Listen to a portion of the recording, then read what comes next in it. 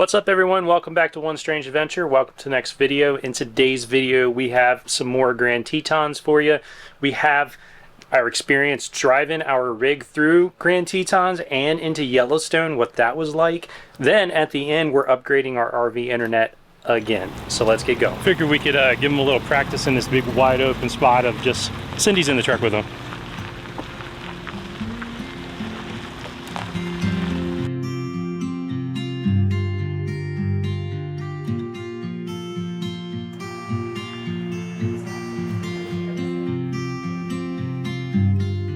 All right, so we are out here on Mormon Road.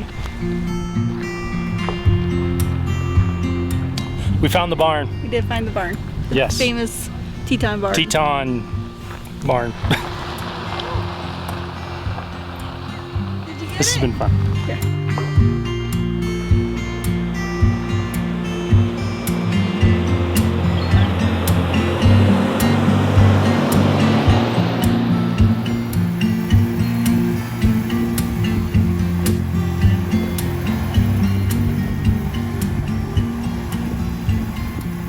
So I thought Zion was bad. Man, there's so many cars here at Yellowstone National Park, and oh my gosh, it is crowded. I mean, the roads are filled. It is just absolutely nuts. So I dropped Cindy and the kids off at the door, and then I'm gonna go try to find somewhere to park, but it definitely doesn't look promising, that's for sure. It's also 4 o'clock in the afternoon. It's probably the busiest time. So probably only me a little bit too.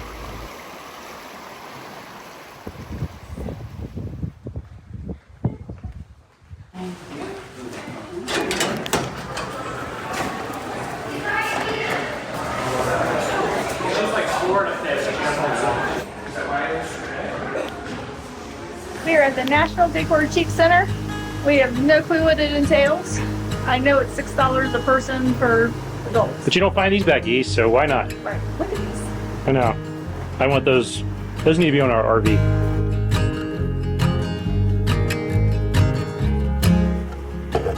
That is so heavy. That's way heavier than I was thinking it would be. This that's on top of this.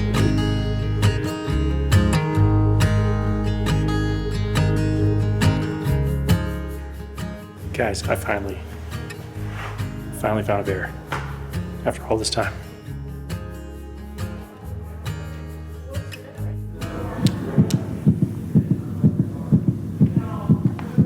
Sounds like a club in the distance. Pretty interesting, isn't it? The T-bone is unique to Whiskey Mountain.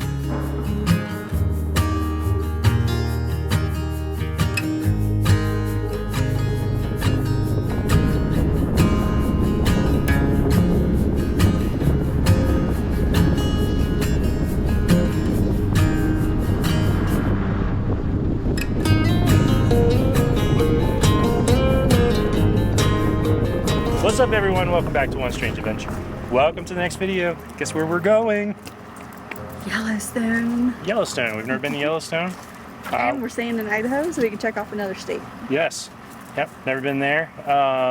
We're actually going through Grand Teton National Park and through Yellowstone National Park to get to where we're going today. Yes. With the rig.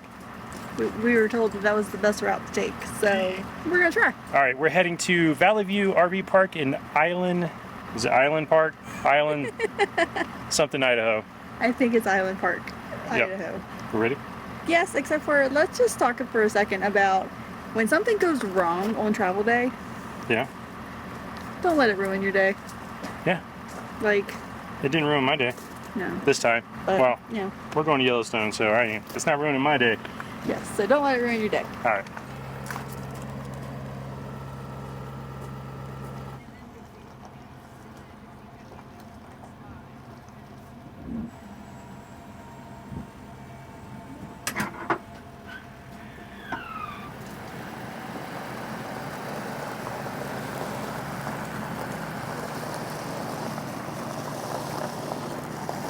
So when you're traveling with friends, make sure you have walkie-talkies because it's a lot easier to communicate than using a phone. Especially when you're going through the national park systems like what we were getting ready to do, because there is zero service in some of those areas. Yeah. like near the yard house and stuff has cell coverage, but the rest of the park does not, and the road going to the park does not. So we have the VTAC, which we did a video on. I guess it's been almost a year now, or a little over a year. Right. We absolutely love these walkie-talkies, handheld radios, whatever you want to call them. So if you would like more info, let us know. We can point you in the direction of those videos. But these are our favorites. We've got the rig in Teton National Park. It's not very often you can take a 45-foot RV into a national park, but we actually have to go through this to get to Yellowstone, and then we have to go through Yellowstone to get to Island Park, Idaho. So, I mean, it's nice that we already seen the park and know that we're good. Yes. And there's plenty of places we can actually pull off too. Yeah, they have plenty of pull-offs going down, like what we're passing right now. Yeah. So if we've seen wildlife, we can actually pull over because they do have pull-offs, but and even we're gonna try not to slam on brakes. And even the visitor center at Jackson Lake, that has more than enough parking for large RVs. It's Coulter Bay. Coulter Bay, yeah. But that is Jackson Lake, isn't it? Yeah, it takes you to Jackson Lake. Okay. The visitor center is called Coulter Bay. I got you. All right. So that parking is very large. Now it could be busy. There could be no spaces, but very large. Well, that's and where big enough. That's where the marina is. So the parking is actually designed for the big boats that go out on the lake, or in the long boats that go out on the lake. So there's plenty of room. But like today's a really crowded day, so there probably isn't going to be any parking at that visitor center because of everybody being out on the lake. But it's such a pretty day. Yeah, and the Tetons are a little clearer today, of course. It's 71 and sunny. Ugh. Just want to stay here. Oh well. We have reservations. Yep, let's go see what Yellowstone's all about.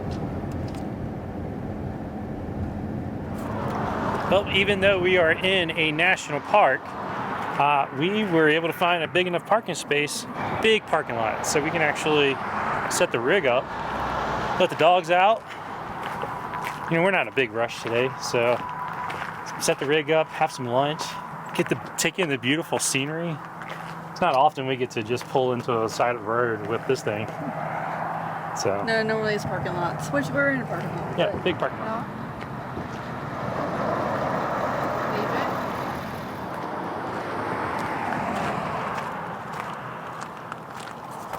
I gotta say, I really enjoy the aspect of RVing when you can just find a spot, pull off on the side of the road, catch a view, eat some lunch, let the dogs use the bathroom, and just have a good rest. I don't know, I love it.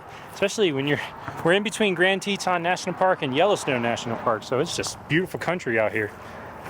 But yeah, it's pretty amazing. Dale's got the camera out. He must have seen a bird. You hot mama, know how to press my buttons. You always have something to say. Always.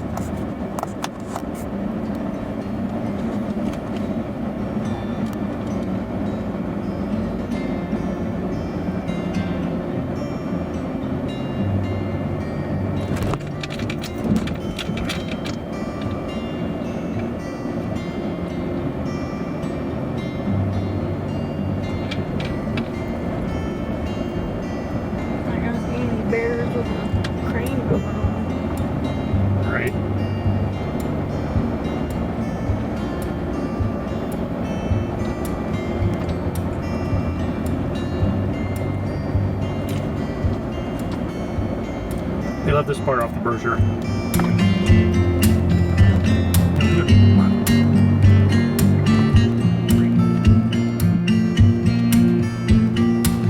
Alright, now a few weeks ago you may have seen that we upgraded our RV internet with the PepWave. Well, now that we're at the park, we have a package waiting for us. It is Starlink Mini. So let's go outside, unbox it, get this thing set up, and I want to tell you a little bit more about it. So now I need to figure out how I get that, and that connected to that. All right, now you just saw that we upgraded to the PepWave, PepLink inside, and that's gonna work great for when we're at the rig. But sometimes we are traveling like at Yellowstone National Park and at Grand Tetons. There's absolutely no service. So we ordered Starlink Mini. Okay, now Starlink Mini has two different plans. One of them is 50 gigs. It's an extra $50 a month. It just tacks on to your current existing plan.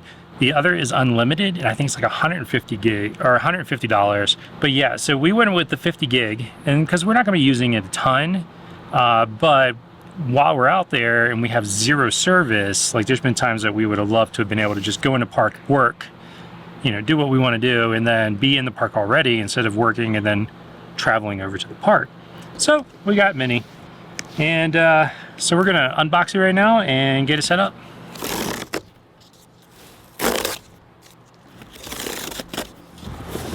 Starlink. Wow, look how little it is. Look at that. All right, now, another thing that I'll add is that it does say that on the $50 a month, you can't go over 10 miles an hour or it'll lose it. In general, you want to point it north, just like the big one. But yeah, this looks pretty cool. The other cool thing is that you can just plug it in. There's no router. It's actually an internal router. So you don't have to actually worry about bringing a separate piece. And then another cool thing about this is that you can connect it to a battery bank. You don't have to have it plugged in. You can connect it to an external battery bank and then use it that way too. So basically all you do is plug the thing in. There's a barcode or a QR code on the back of the box or inside of the box. Plug this in, scan that, and the app will take you through setup. It's that easy. Starlink makes it very simple. This is going to be so nice when we're on the road. Has a fairly long cable too, so that's pretty nice. So right here is where you plug it in. No plugging it into a router or anything like that. So I'm going to plug it into this first. We'll find which way is north. North is right at their RV. I might have to find a different place, but we'll go plug it in. I plugged it into my neighbor's pedestal, and then I put it right here on the side patio, so we're going to see what it does. Alright, now I'm going to scan this little QR code, find a clear view of the northern sky. I have a clear view. Find a central location. I have a location. Plug it in. Starlink paired successfully. One line. Wow.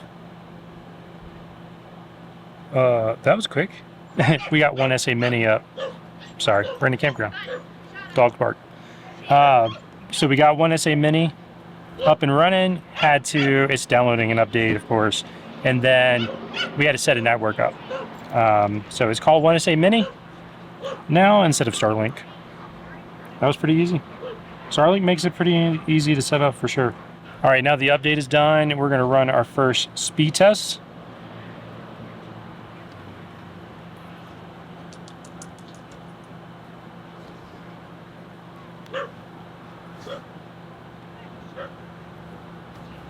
It's pretty good. All right, well, that does it for today's video. Now that we have all of that out of the way, we are going to go explore Yellowstone National Park. The next couple of videos will be all about Yellowstone, and we're gonna get going. So if you like this video, make sure you give it a thumbs up. If you really like it, make sure you subscribe. Till the next strange adventure, keep making your own.